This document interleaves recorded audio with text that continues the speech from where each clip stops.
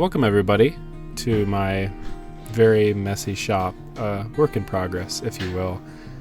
Recently a friend of mine asked if I could restore his heirloom rocking chair, which had a bit of the rocker broken off the back leg.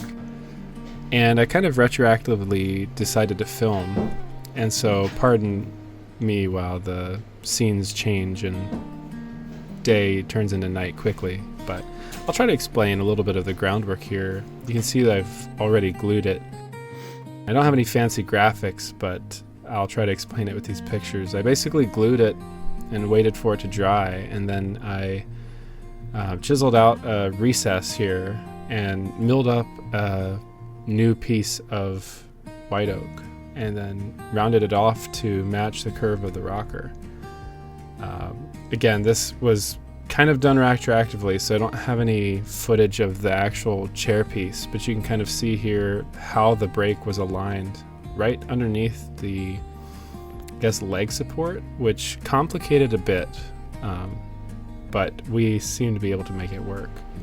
Once the glue dried, we have a little bit of squeeze out here that we had to clean up with a chisel, and you can see my chisels are in need of a resharpening, and I apologize to the woodworkers out there that are kind of cringing right now as they watch me use dull chisels. But I grabbed a measurement of roughly the size that I'd need, and then I needed to mill up a bit of a jig, I guess you would say.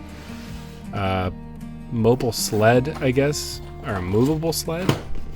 Not sure how that would be classified. But I basically needed something that would act as guide rails on both sides of the rocking panel. And you'll get a sense here soon for what I'm trying to do here, but I basically need to build a lip that will be wide enough to support my router base, since I'm planning on using the router to mill in that recess for my patch, I guess you would call it. And I had to do this twice, and you can see that I'm spacing this out a little bit using just a scrap bit of plywood. It didn't 100% turn out straight, so I did something I probably shouldn't do, was mill or resaw a janky piece of this jig, but you can see that I think it worked out okay. And here I'm just kind of aligning both halves of the jig, and you'll get a sense here for what's going on as I struggle a lot to put a clamp on these two pieces here and try to get it to a point where I can start to align it and make it straight. A lot of this project was guesswork, honestly. I didn't really have a solid plan other than knowing that it needed to be strong and it needed to be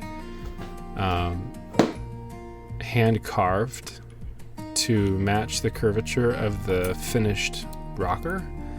And so most of this is me setting up my router, kind of guesstimating my measurements.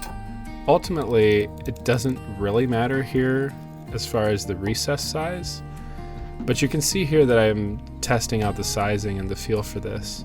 And it was on my mobile table, so I decided to throw a few clamps on it because I'm actually a pretty big fan of having all my fingers. And I just started with very, very light passes, kind of to just prove my tool path. But I just used that jig as a guide fence to go back and forth, and I was originally planning on rocking the router out on every pass, but I found it just easiest to only lower it on the pass going from right to left. And I just slowly worked my way down. It was honestly terrifying because of the mobile table. The wheels don't work that well when they lock, and so you can see in the shot that there's a lot of movement. My tripod never moved. But I basically just made a few more extra passes to get to the depth that I wanted roughly, and then I cleaned it out with a chisel on both ends to try to square off the ends. Again, here my half-inch chisel definitely needs a resharpening, but I was able to get roughly what I wanted done there. Square edges on this component really weren't hypercritical, being that you really weren't going to see this piece or the patch. It just needed to be really strong. And so that's where most of my focus went into, is making sure the length and the width was correct. And I would figure out a bit of the depth. And you can see I opted to switch to a ruler, which is a bit more precise, because I couldn't find my calipers. As you can tell, my shop is in a mess, and so I tend to improvise with tools. But I grabbed the jig off and set that to the side here, and was ready to finally get working on the patch piece itself. Started off with just a scrap of white oak that I had in the shop, and began milling it down to a thickness that's actually a lot thinner than my final piece, because I decided to laminate 2 sections of the white oak together to make a bit of a stronger joint. And I realized that's probably overkill, but I love running the planer and I love working with hardwoods, and so it was a bit of excuse, if nothing else, to run the planer for a bit longer that night. As you can see, the patch size came out to roughly 5/8 of an inch, so I ripped that down to make the depth of the recess on the table saw here. And you can see that I did wear gloves for this shot. Don't wear gloves. I know that's bad practice, but I do it a lot of times because I hate splinters. You can see here my 2 kind of final pieces that I decided to end up with, and I switched them around so the grains weren't both running in the same direction at that point. I straightened them up and did a bit of a dry fit to see how they feel as far as tightness. My primary concern was the width, since that's the most critical joint at this point. I basically just glued up both of those sections together and gave it a night to dry out. And here again, I don't know where my glue spreading brush was, but a finger works in a pinch.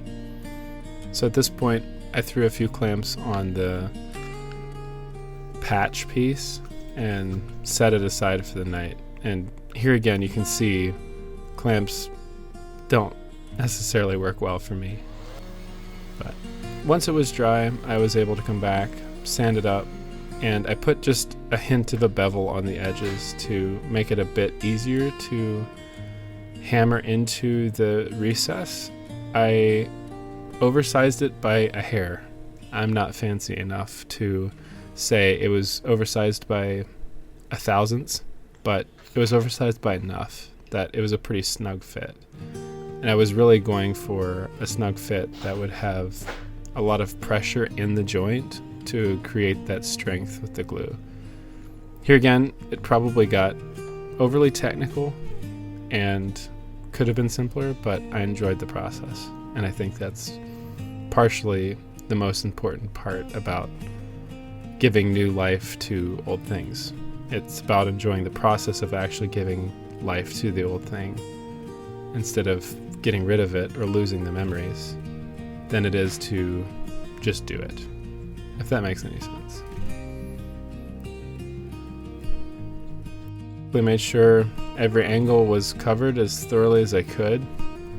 Maybe I shouldn't say I did it as thoroughly as I could, but I did it thoroughly enough that I figured it would probably work. And you can see that it actually went in without much friction. The glue seemed to help, but I gave it a few extra taps with a little spare piece of scrap that I had laying around, and I was able to center it and get it nested really snugly down in that recess. Then I threw on a few clamps.